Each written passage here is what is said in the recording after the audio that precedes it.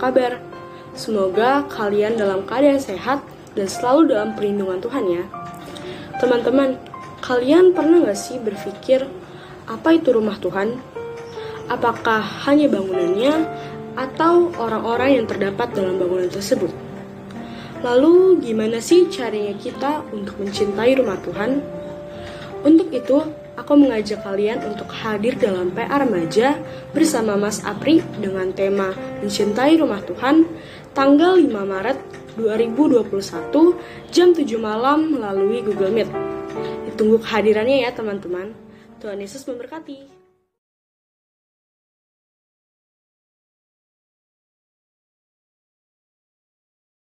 Majelis GKJ Bekasi Timur mengucapkan selamat pagi Bapak, Ibu, dan Saudara yang terkasih. Semoga kita semua dalam keadaan yang baik. Apabila Bapak, Ibu, Saudara membutuhkan pelayanan khusus, silakan menghubungi majelis di kelompok masing-masing. Berikut ini kami sampaikan beberapa pokok intisari Warta Gereja edisi Minggu 28 Februari 2021. Lelayu telah kembali ke dalam kemuliaan kasih Bapa di surga, Ibu Sarsiem, Ibunda Ibu Marsila, Ibu Amijoyo, kelompok Jatimulya, hari Senin 22 Februari 2021 di Umbul Rejo, Ponjong Gunung Kidul. Segenap majelis dan jemaat menyatakan turut berduka cita dan mendoakan kiranya kekuatan dan penghiburan dari Tuhan senantiasa menyertai segenap keluarga. Kelahiran telah dianugerahi Tuhan dengan kelahiran seorang anak, keluarga Bapak Santosa Chandra, Ibu Nila Karisma, kelompok Perumnas 3 pada hari Rabu 10 Februari 2021 di Bekasi. Anak diberi nama Claire Emily Chandra, berjenis kelamin perempuan, ibu dan bayi dalam kondisi sehat. Majelis dan segenap warga jemaat mengucapkan selamat berbahagia, Tuhan memberkati. Tukar pelayan firman GKJ Klasis Jakarta Bagian Timur. Dalam rangka memperingati hari ulang tahun pembiakan GKJ Klasis Jakarta Bagian Timur, GKJ Bekasi Timur turut berpartisipasi dalam kegiatan tukar pelayan firman yang dilayankan pada hari Minggu 7 Maret 2021. Adapun partisipasi GKJ Bekasi Timur dalam kegiatan TPF ini adalah sebagai berikut. Menerima Pendeta Wisnu Tri Handayani dari GKJ Tanjung Priok yang melayani ibadah online pukul 09.00 WIB di Gedung Induk Jut Mutia. Mengutus Pendeta Johan Kristantara melayani di GKJ Pangkalan Jati dalam ibadah pukul 06.30 WIB. Mohon dukungan segenap jemaat. Sidang terbuka. Majelis mengundang kehadiran segenap pengurus, komisi, kelompok, dan segenap jemaat dalam sidang majelis terbuka pada hari Minggu 28 Februari 2021 atau hari ini pukul 13.00 WIB yang dilaksanakan secara virtual melalui Zoom. Informasi lengkap dapat dibaca di Warta Gereja. Katekisasi reguler tahun 2021. Diinformasikan kepada warga jemaat, Majelis Gereja telah membuka pendaftaran kelas katekisasi reguler tahun 2021. Informasi selengkapnya dapat dibaca di Warta Gereja. Untuk informasi dan pokok pewartaan lainnya, mohon Bapak Ibu Saudara dapat membacanya sendiri pada lembar Warta Gereja. Shalom rekan-rekan remaja, pemuda, dewasa, dan Adi Yuswo. Bagaimana kabarnya? Selamat berjumpa pada ibadah variatif Minggu 28 Februari 2021, baik yang berada di tempat ibadah ini maupun yang mengikuti ibadah melalui live streaming di rumah bersama keluarga masing-masing. Semoga kita semua dalam perlindungan, anugerah, dan damai sejahtera Tuhan, serta diberikan kekuatan dan kesehatan oleh Tuhan di tengah pandemi COVID-19 ini. Pada ibadah minggu ini, kita akan menghayati tema memahami perkataan Yesus, menyangkal diri, memikul salibnya, dan mengikut aku. Pemberitaan firman Tuhan akan disampaikan oleh Pendeta Ripka Evelina Pratiwi. Selamat beribadah.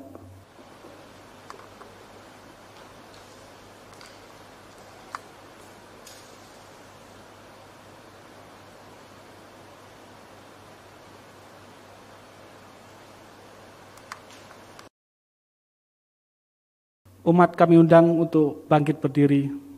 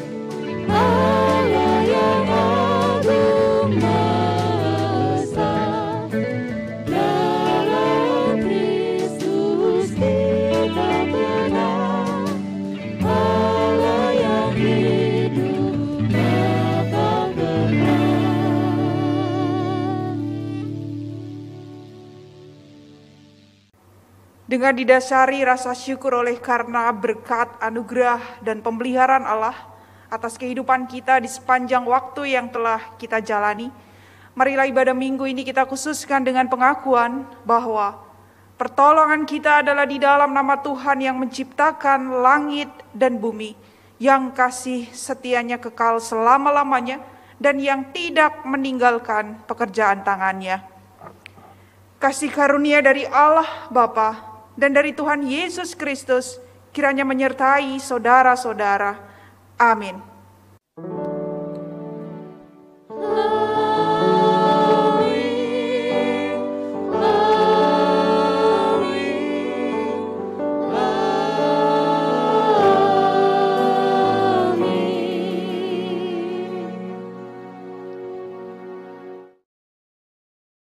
Shalom Bapak Ibu serta saudara-saudaraku terkasih di dalam Tuhan.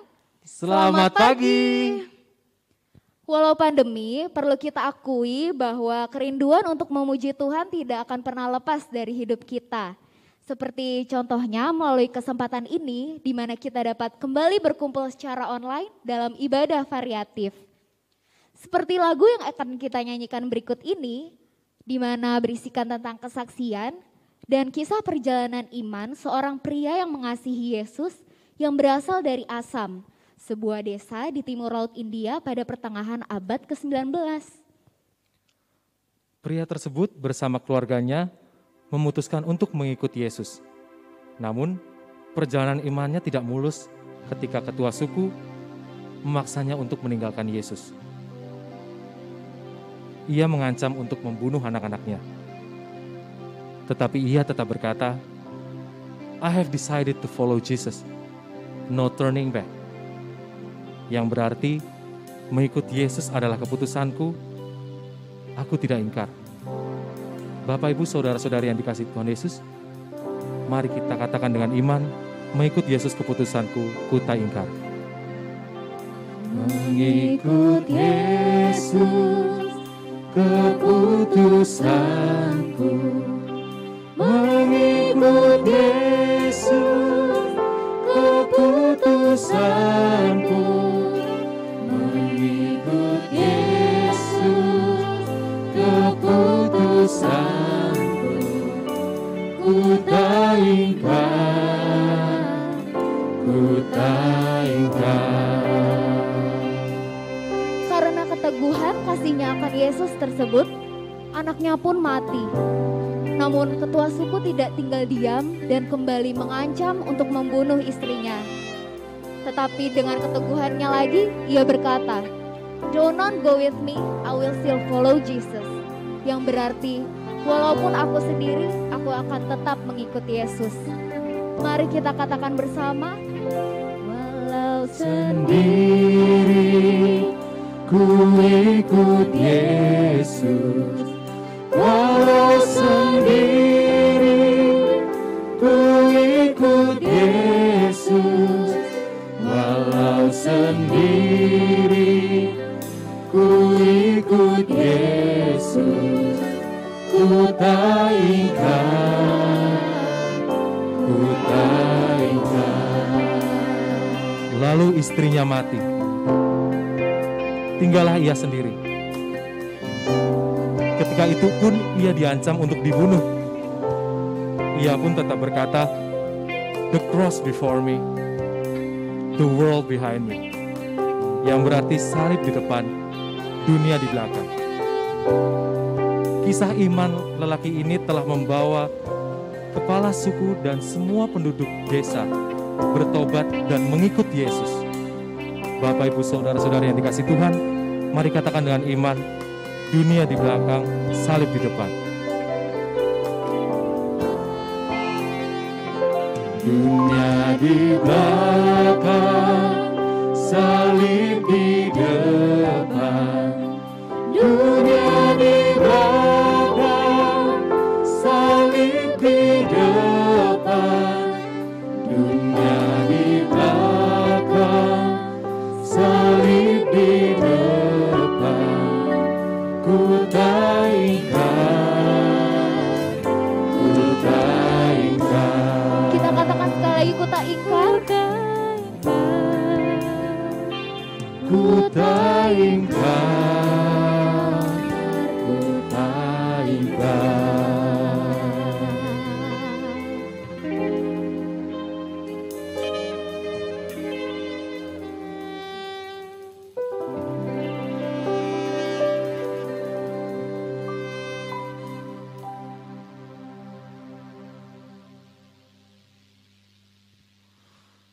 Saudara-saudara terkasih, perintah Tuhan akan kasih tertulis dalam kitab Yakobus pasalnya yang kedua ayat 8.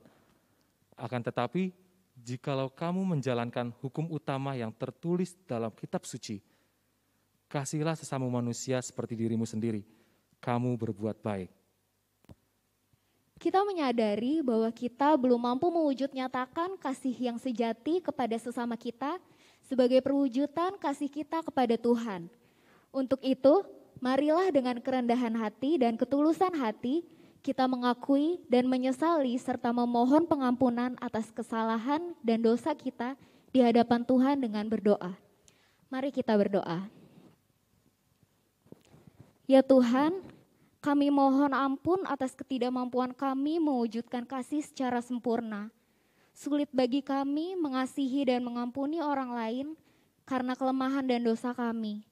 Tetapi kami mau belajar dari Engkau ya Tuhan. Kami telah melihat bagaimana kasih-Mu yang besar itu telah kami rasakan dan seharusnya kami bagikan untuk orang lain. Ajar dan didiklah kami selalu untuk meneladani Engkau sebagai Sang Maha Kasih dan Pengampun. Amin.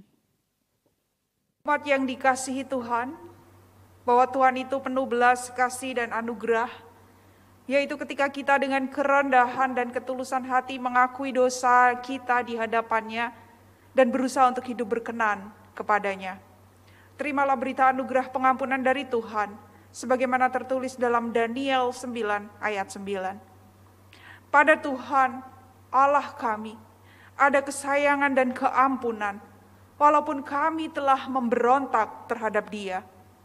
Kiranya anugerah pengampunan Allah nyata atas kita, di dalam nama Bapa, Anak, dan Roh Kudus. Amin. Syukur kepada Allah. Puji Tuhan, bersyukur anugerah Tuhan selalu bisa kita rasakan. Kasih sayangnya dan kesempatannya selalu bisa kita sadari ketika kita bangun pagi dan disertai selama kita berkegiatan. Itu semua adalah anugerah dari Tuhan yang tidak bisa kita usahakan sebagai manusia. Mari Bapak Ibu Saudara yang dikasihi Tuhan, kita nyanyikan besar anugerah-Mu.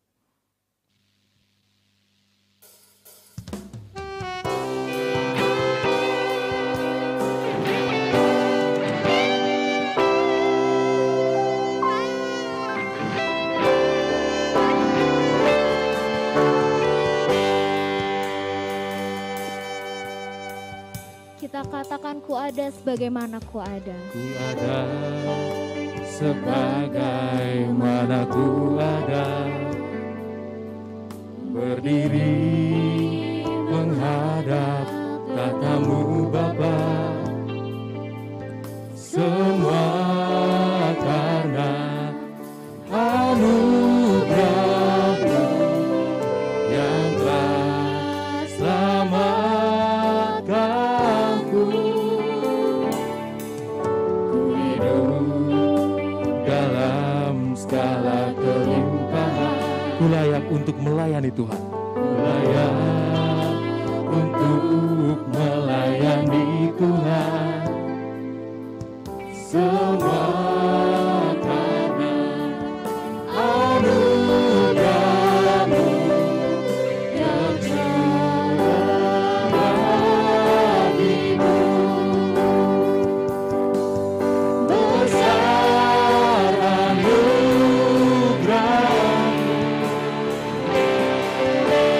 berlimpah kasih-Mu. Semakin hari, semakin bertambah besar anugerah-Mu. Semakin hari semakin bertambah, Semakin bertambah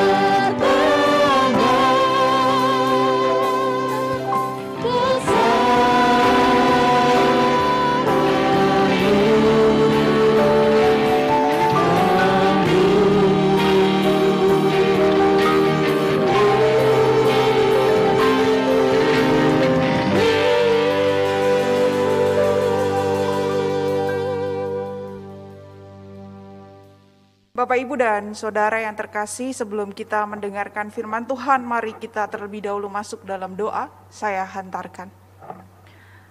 Tuhan, kami mensyukuri hari pemberian-Mu di tengah segala keterbatasan, sehingga kami tidak dapat berjumpa secara fisik, tapi Tuhan masih memperkenankan kami untuk mengalami perjumpaan meskipun melalui daring.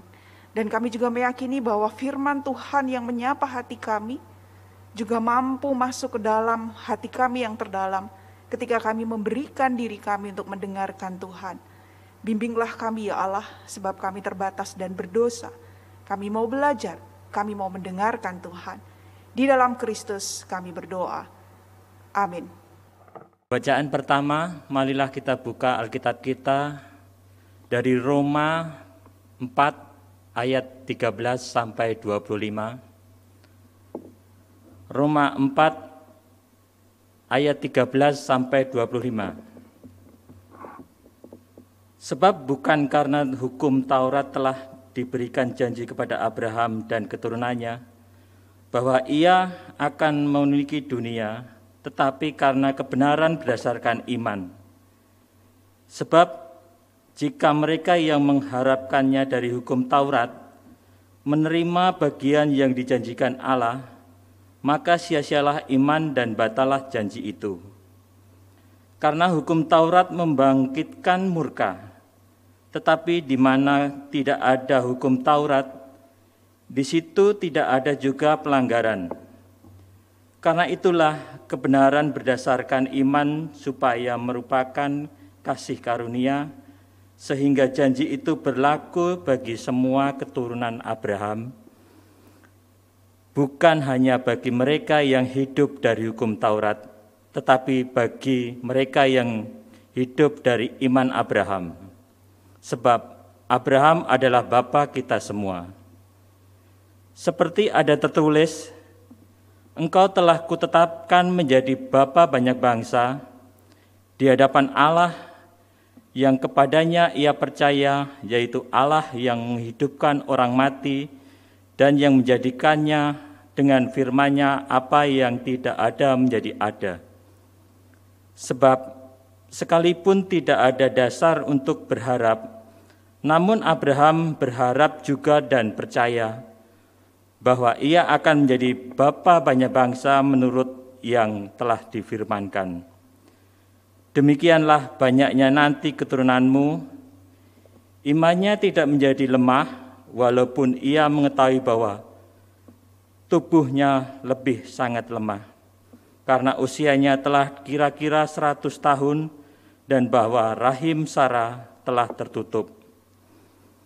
Tetapi terhadap janji Allah, ia tidak bimbang karena ketidakpercayaan, malah ia diperkuat dalam imannya dan ia memuliakan Allah.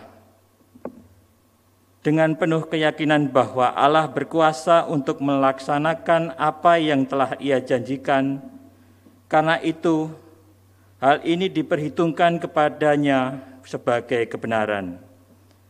Kata-kata ini yaitu, hal ini diperhitungkan kepadanya tidak ditulis untuk Abraham saja, tetapi ditulis juga untuk kita, sebab kepada kita pun Allah memperhitungkannya, karena kita percaya kepada Dia yang telah membangkitkan Yesus Tuhan kita dari antara orang mati, yaitu Yesus yang telah diserahkan karena pelanggaran kita dan dibangkitkan karena kebenaran kita.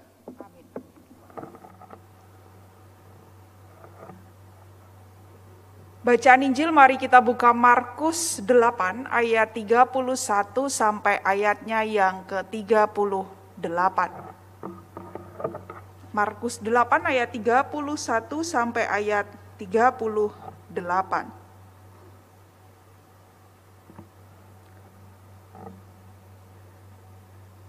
Kemudian mulailah Yesus mengajarkan kepada mereka bahwa anak manusia harus menanggung banyak penderitaan dan ditolak oleh tua-tua, imam-imam kepala dan ahli-ahli Taurat, lalu dibunuh dan bangkit sesudah 3 hari. Hal ini dikatakannya dengan terus terang. Tetapi Petrus menarik Yesus ke samping dan menegur dia. Maka berpalinglah Yesus dan sambil memandang murid-muridnya, ia memarahi Petrus, katanya, "Enyahlah iblis, sebab engkau bukan memikirkan apa yang dipikirkan Allah, melainkan apa yang dipikirkan manusia." Lalu Yesus memanggil orang banyak dan murid-muridnya dan berkata kepada mereka, "Setiap orang yang mau mengikut aku, ia harus menyangkal dirinya, memikul salibnya, dan mengikut aku. Karena siapa yang mau menyelamatkan nyawanya, ia akan kehilangan nyawanya. Tetapi barang siapa kehilangan nyawanya karena aku dan karena Injil, ia akan menyelamatkannya. Apa gunanya seorang memperoleh seluruh dunia tetapi ia kehilangan nyawanya? Karena apakah yang dapat diberikannya sebagai ganti nyawanya? Sebab barang siapa malu karena aku dan karena perkataanku di tengah-tengah angkatan yang tidak setia dan berdosa ini, Anak Manusia pun akan malu karena orang itu apabila ia datang kelak dalam kemuliaan Bapanya diiringi malaikat-malaikat kudus. Demikianlah pembacaan firman Tuhan. Berbahagialah setiap orang yang mendengarkan firman Tuhan dan yang memeliharanya. Hosiana.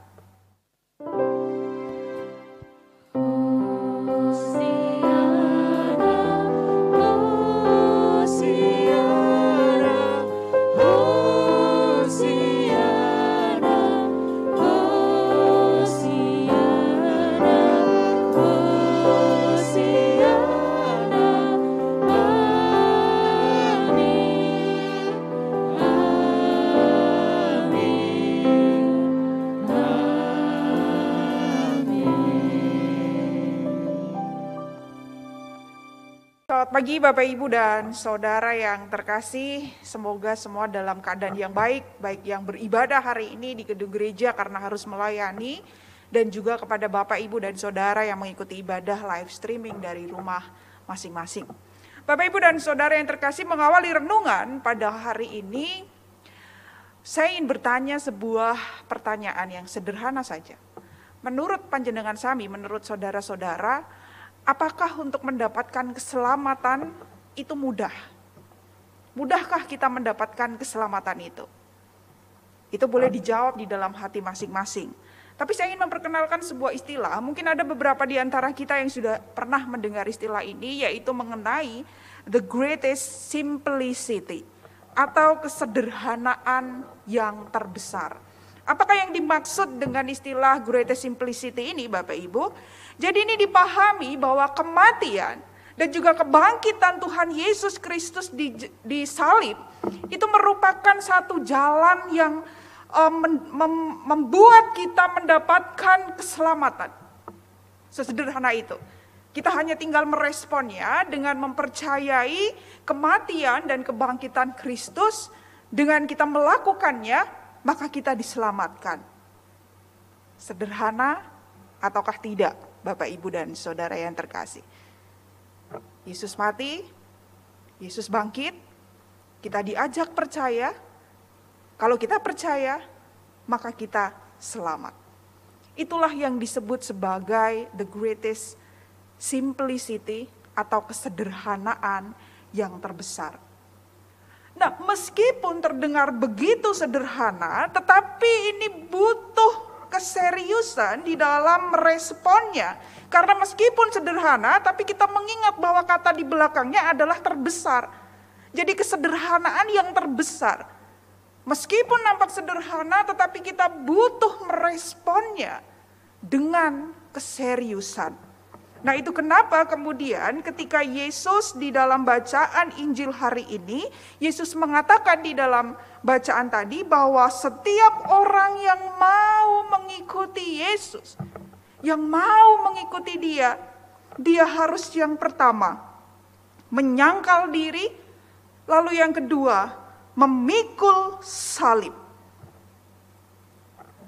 Yesus sebenarnya sedang menunjukkan kepada orang-orang pada saat itu, atau penulis Injil Markus juga ingin menunjukkan kepada pembacanya dan juga kepada kita hari ini bahwa jalan keselamatan yang sederhana itu tadi, kita tinggal percaya saja Bapak Ibu dan Saudara yang terkasih, yang sederhana tadi tetapi butuh keseriusan di dalam menjalaninya.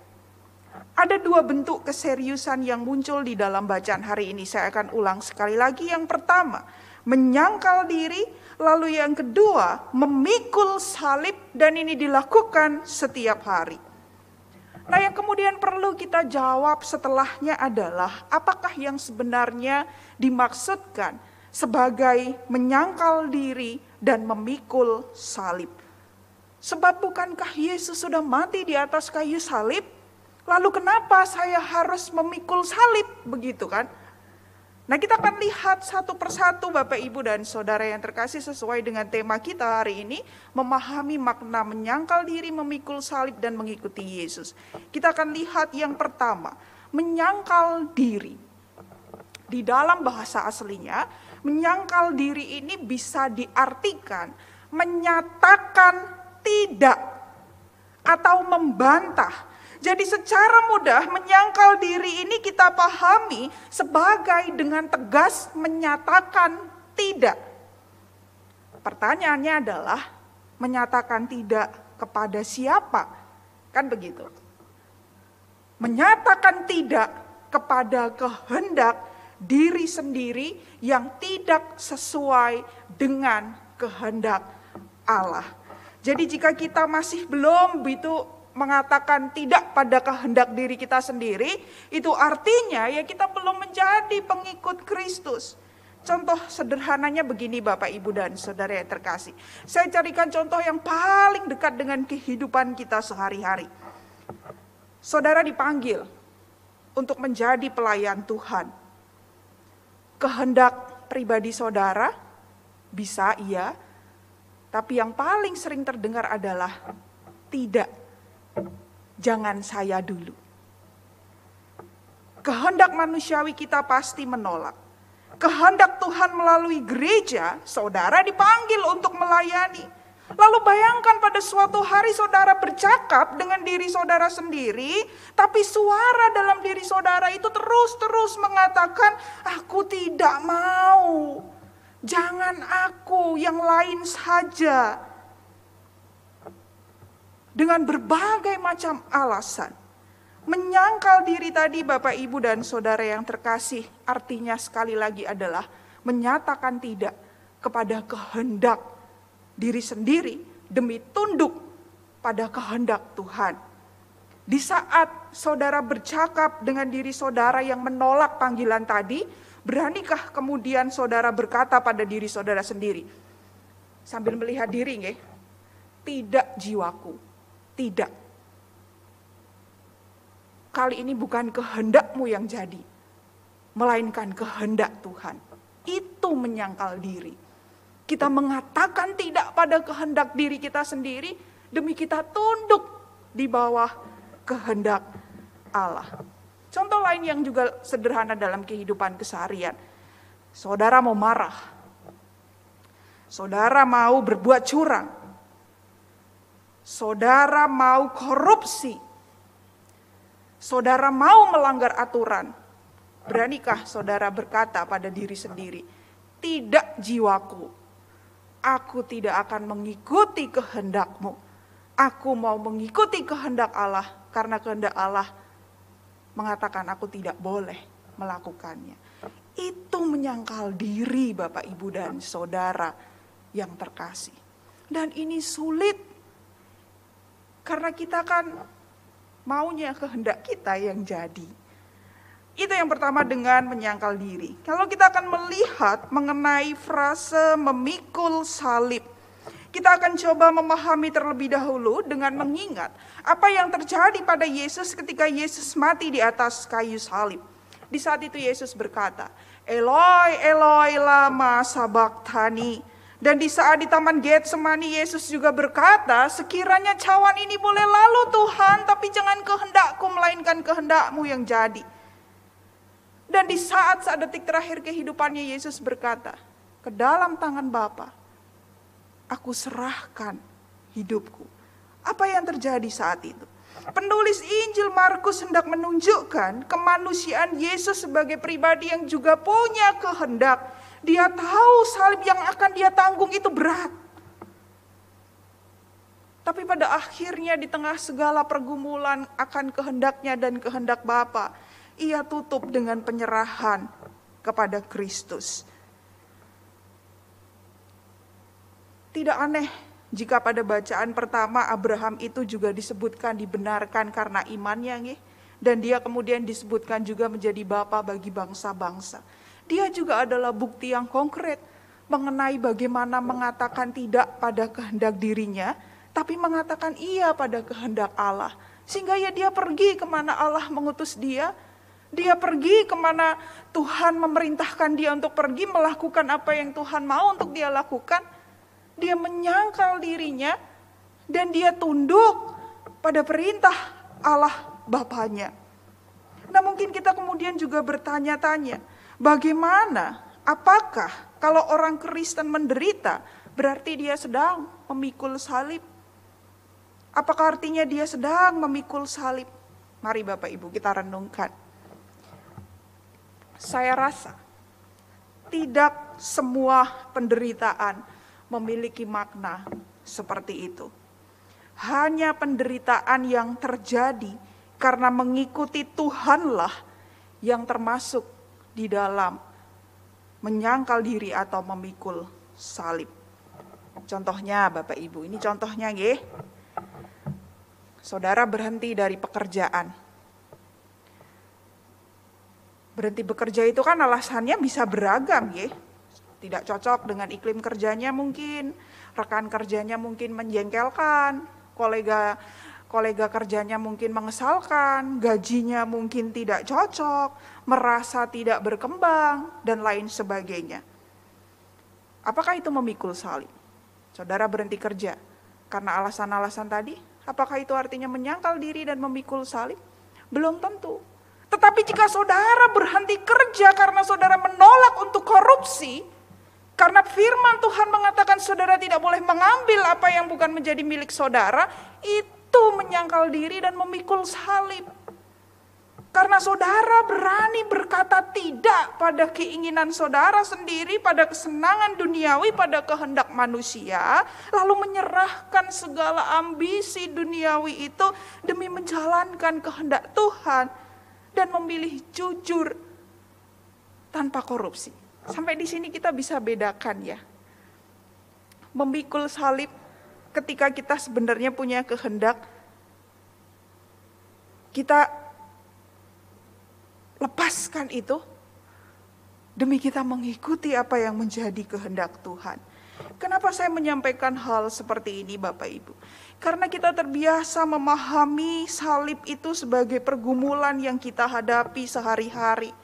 Ketika ada yang putus cinta, kemudian kita katakan, "Yo, iku salibmu." Kalau ada keluarga yang bermasalah, kita juga mengatakan, "Sing sabar yo, iku yo salibmu." Boleh jika saudara mau memahami demikian.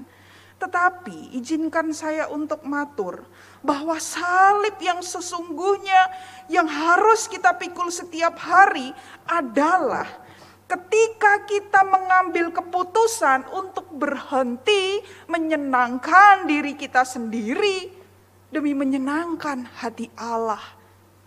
Itu memikul salib. Ketika Yesus di dalam pergumulannya di Getsemani atau di atas kayu salib, dia melepaskan semua kehendaknya demi mengikuti Tuhan. Itu memikul salib. Ketika kita mau berhenti belajar, berhenti mengambil kecenderungan begitu untuk selalu menyenangkan diri kita, kita lepaskan itu semua demi mengikuti kehendak Tuhan. Itu memikul salib. Salib adalah pergolakan yang saudara alami setiap hari. Pergolakan antara daging kita ini loh, manusia kita ini yang lemah, yang punya kecenderungan ngugu karpe dewe, punya kehendak sendiri, dengan berperang dengan kehendaknya Allah. Itulah salib yang harus kita pikul setiap hari. Bapak, Ibu, dan Saudara yang terkasih, saya akan simpulkan secara lebih terang benderang ya. Keselamatan itu sudah disederhanakan oleh Yesus dengan mati di atas kayu salib.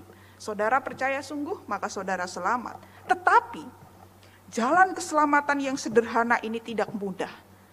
Saudara harus menyangkal diri, saudara harus memikul salib. Menyangkal diri berarti saudara berkata tidak kepada kehendak diri sendiri yang tidak sesuai dengan kehendak Tuhan, dan memberikan diri mengikuti kehendak Tuhan. Sedangkan memikul salib artinya rela menderita karena kita melakukan kehendak Tuhan. Dan kedua hal ini harus dilakukan terus menerus di dalam kehidupan kita sehari-hari. Keduanya adalah syarat utama bagi kita dalam mengikuti Kristus setiap hari. Selamat belajar untuk menyangkal diri. Selamat belajar untuk memikul salib setiap hari. Tuhan yang menolong. Amin. Saat hening bagi kita.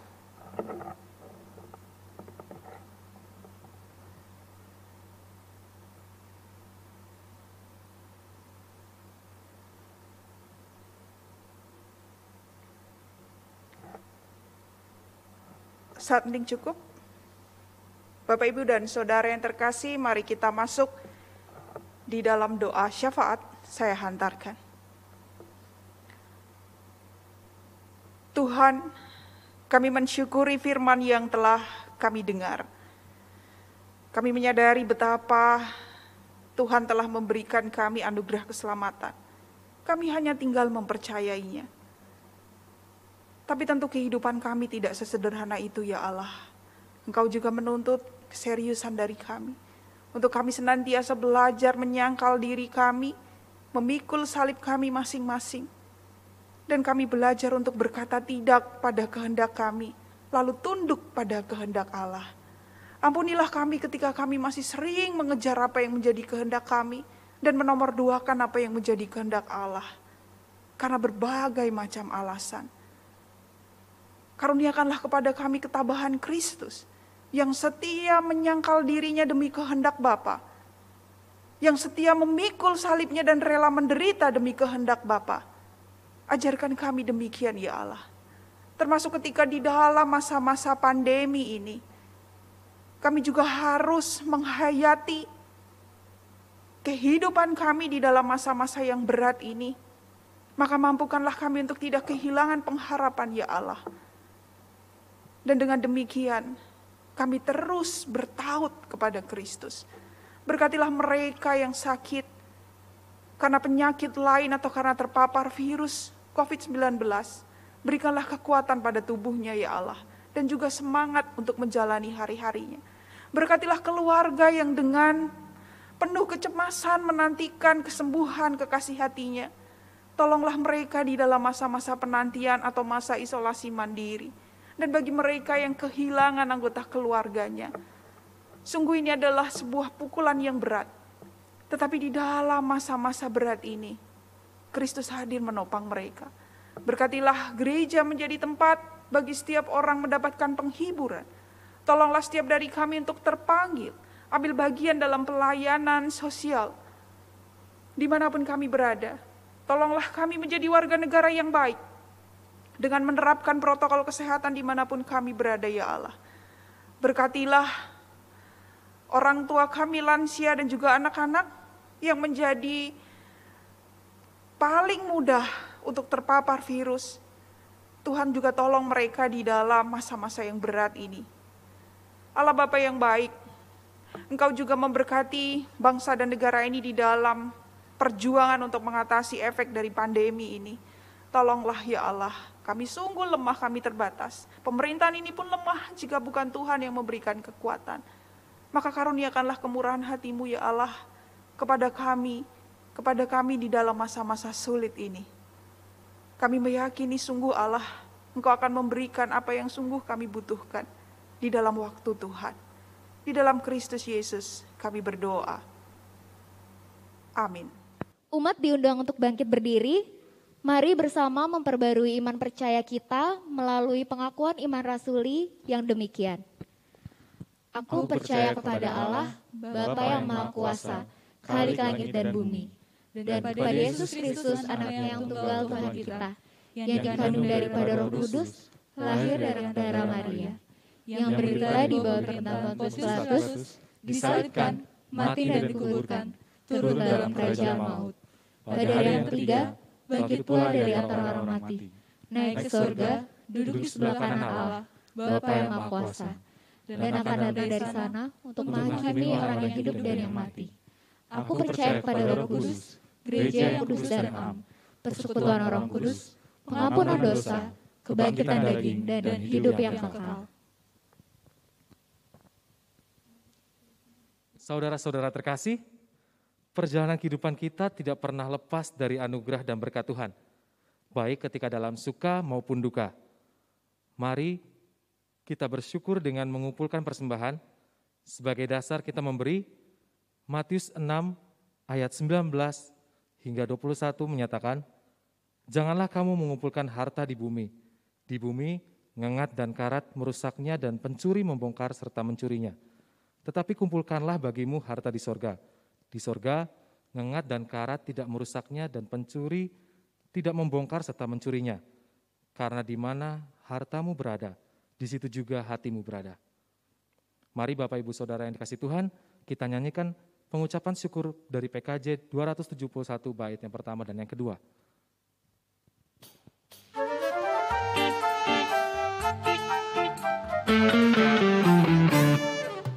Janganlah kumpulkan harta dunia fana, mengat merusak pencuri membongkarnya. Harta sorga kumpulkanlah karena tasamu, di mana hartamu di situ hatimu. Banyak yang khawatir akan masa depan, dan berlebihan kumpulkan harta benda. Akhirnya bergantung pada kekayaannya, tak lagi pada Yesus harapannya. Kita bersatu di dalam doa. Selamat pagi Bapa, selamat pagi Tuhan Yesus, selamat pagi Roh Kudus. Terima kasih untuk berkat-Mu, terima kasih untuk anugerah yang bisa kami rasakan di dalam hidup kami ya Tuhan. Ketika pagi hari, Engkau membuka mata kami, mengizinkan kami untuk melihat hari baru. Terima kasih ya Tuhan Yesus untuk kasih sayang yang Tuhan berikan buat kami.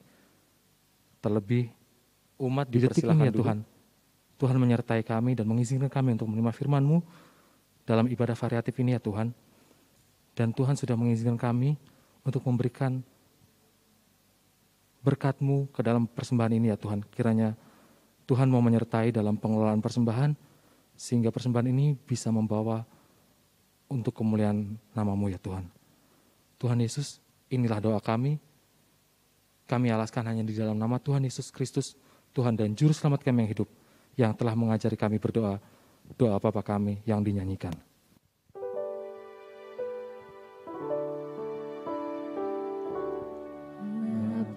Kami yang ada di surga, dikuduskanlah nama-Mu, datanglah kerajaan-Mu, jadilah kehendak-Mu di bumi seperti di surga. Beri kami hari ini makanan yang secukupnya. Ampuni salah kami, seperti kami ampuni yang bersalah pada kami.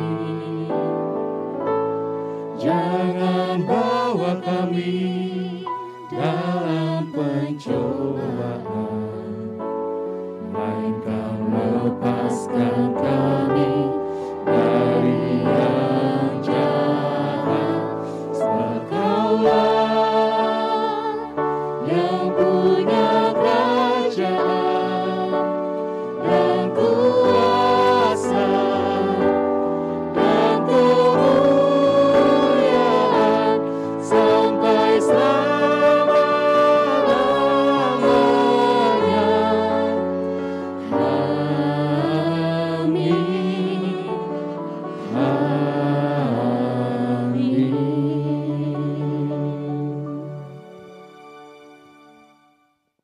Sebab untuk itulah kamu dipanggil, karena Kristus pun telah menderita untuk kamu dan telah meninggalkan teladan bagimu, supaya kamu mengikuti jejaknya. 1 Petrus 2 ayat 21.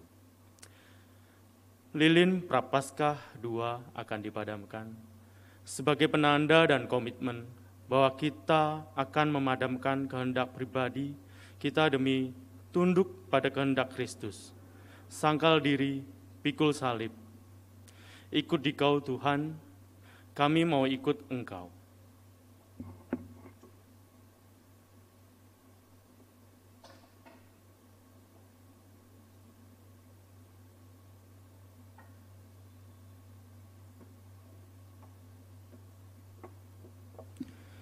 Kini mari kita berserah pada rancangannya, kita ikuti panggilannya, dan mau setia sampai akhir hidup kita.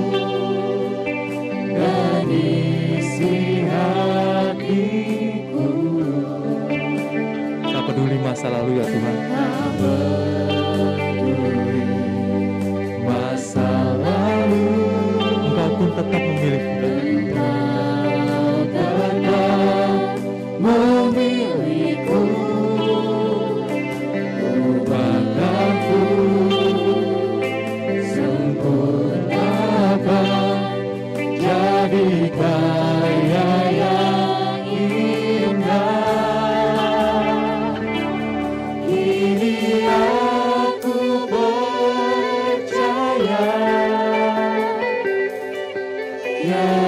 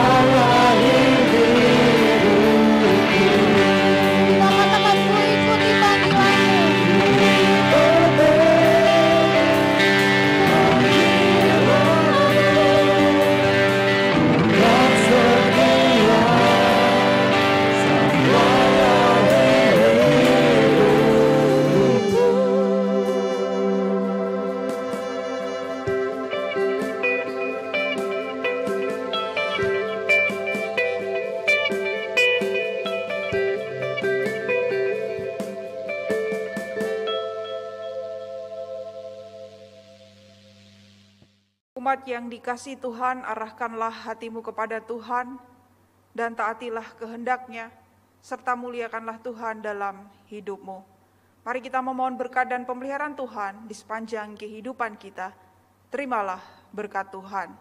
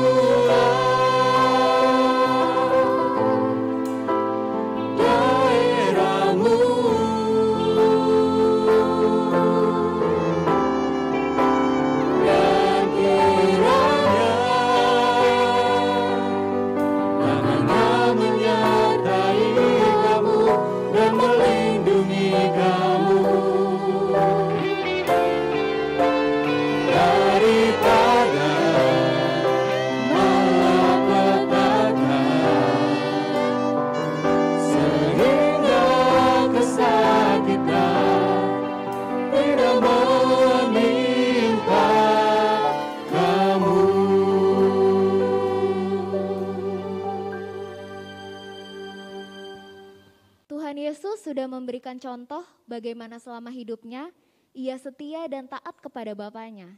Menyangkal diri, memikul salib, dan mengikut Dia merupakan respon kita sebagai orang percaya yang telah ditebus oleh-Nya.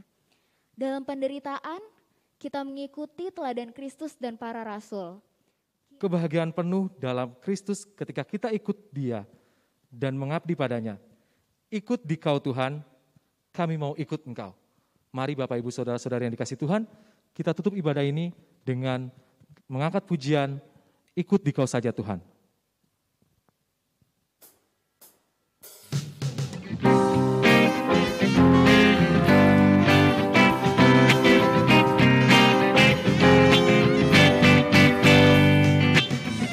Ikut di Kau saja Tuhan, dalam damai bagiku. Sentosa hanya oleh